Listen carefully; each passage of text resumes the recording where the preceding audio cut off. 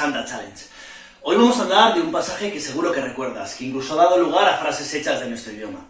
Es el momento, el lugar en el que Pedro traicionó a Jesús y el gallo cantó para que se diese cuenta de lo que había ocurrido. Pero más que centrarnos en la figura de Jesús, lo vamos a hacer analizando cómo lo vivieron las personas que le iban siguiendo. Vamos a hablar del Galicanto. El Galicanto es el santuario dedicado al arrepentimiento de Pedro tras negar a Jesús mientras éste estaba siendo juzgado. El que estaba llamado a ser su sucesor le traiciona, incluso después de haber sido avisado por Jesús de que le podía ocurrir eso. Pero esa no fue la única traición de esos días. Esa misma noche, Judas Iscariote entregó a Jesús, llevando a los guardias para que lo apresaran. ¿Podemos comparar estas dos traiciones? ¿Qué es lo que nos quiere decir exactamente el Evangelio con este pasaje? Bueno, quizás si lanzamos la pregunta de forma rápida, la respuesta también nos vendrá pronto, ¿no? La traición de Judas fue mucho más grave que la de Pedro. Al fin y al cabo, Pedro solamente buscaba salvar su pellejo, porque se había metido en la boca del lobo, mientras que Judas ayudó a acabar con Jesús. Pero con las prisas, puede que se nos esté escapando un detalle importante. Así que vamos a rebobinar un poco. Jesús forma su grupo de discípulos, y para ello elige a 12 personas. Esto no es casualidad. Ya sabemos que todos los números en la Biblia tienen un significado. Y este concretamente significa que en los 12 discípulos está representada toda la humanidad. Es cierto que por la época en la que sucedió todo, pues falta un poco de representación femenina, ¿no? Pero no dudéis que entre los seguidores de Jesús también había mujeres. Aún más, incluso podríamos decir más, fijaos. Esos 12 discípulos representan la naturaleza humana en todas sus facetas. Y por eso todos podemos sentirnos identificados con diferentes aspectos de ellos. De hecho, no conviene pensar en los apóstoles de forma individual.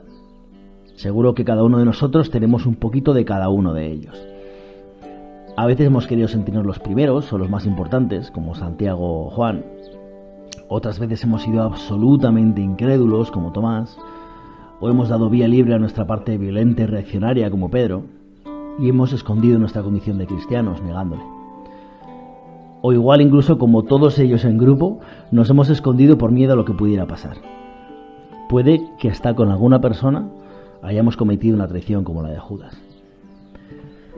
Pero vamos a pensar, ¿qué es lo que podemos sacar para nuestra vida de esta situación? Tanto Judas como Pedro traicionaron a Jesús aquel día, pero lo hicieron con diferentes matices. La verdad es que Pedro no tuvo su noche, ¿eh? El momento donde más debía apoyar a Jesús fue una concatenación de errores, uno tras otro. Empezó negándose a que Jesús le lavara los pies, dejando claro que todavía no había comprendido la verdadera enseñanza de Jesús. En el huerto de los olivos, cuando Jesús lo toma con Santiago y Juan para que ore cerca de él, porque le invade la tristeza, Pedro se queda dormido. Y cuando los guardias lo detienen, saca su ira y corta la oreja de uno de ellos. Y ya para rematar, le niega. Pero le niega además no una ni dos veces, le niega 3 veces. También este número 3 tiene su significado en la Biblia. Y sabemos que lo que hizo Pedro fue negarle completamente. El que lo hiciese 3 veces quiere decir que se desligó por completo de su maestro. El miedo a las represalias, a acabar de la misma manera que el propio Jesús, pues le hizo renegar de quien más amaba. ¿Crees que nos podemos ver identificados en esa actitud? Cuando Pedro escucha cantar al gallo, se derrumba. Ha caído en aquello que se creía incapaz de caer. La piedra sobre la que Jesús iba a construir la nueva iglesia se tambalea. A partir de aquí, a partir de este punto, no sabemos mucho más, pero ¿cómo crees que reaccionó? Pues muy posiblemente se encerraría avergonzado. Seguramente pasaría las primeras horas sin ser capaces de mirar a la cara al resto de los discípulos. Pero lo que tenemos muy claro es que después de aquello se arrepintió. Se sintió muy pequeñito y seguramente haría oración para pedir perdón por lo que había hecho. Aunque bueno, ya sabemos que Pedro era bastante impredecible. De quien sí sabemos es de Judas Iscariote. Cuando se dio cuenta de lo que había hecho, rechazó el dinero que le habían entregado y se quitó la vida. Puede que alguna de las veces que hayas escuchado esa parte del pasaje hayas pensado, merecido se lo tenía. Pero, ¿qué habría pasado si Judas se hubiera arrepentido y hubiera pedido perdón? Dios nos perdona siempre. ¿También si hemos entregado al propio Jesús a la muerte? También. El arrepentimiento verdadero es lo que nos llevará al perdón de Dios.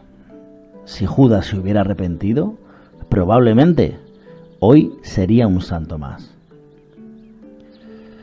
Recuerda que, como decíamos antes, los discípulos representan las distintas facetas de la humanidad. Por eso es posible que ambas traiciones, tanto la de Pablo como la de Judas, estén presentes dentro de mí.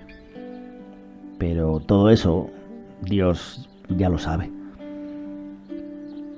Si alguna vez fallas, ten claro que no le has fallado a Él, porque Él nos hizo imperfectos, sabiendo ya que se le íbamos a preparar cada 2 por 3.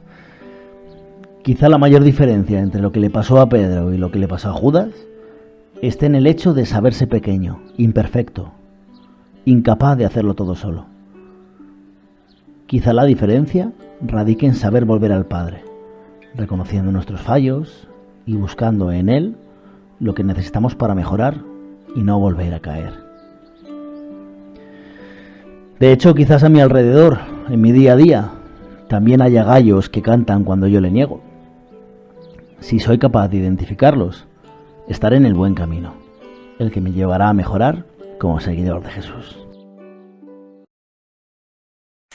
Bueno, pues esperamos que os haya ayudado esta comparación entre la situación de Judas y Pedro. También que nos sirva para pensar cómo nosotros, como cristianos, seguimos a Jesús y cómo afrontamos esas situaciones en que la cosa se pone complicada. Mucho ánimo y seguid vuestro camino hacia Tierra Santa.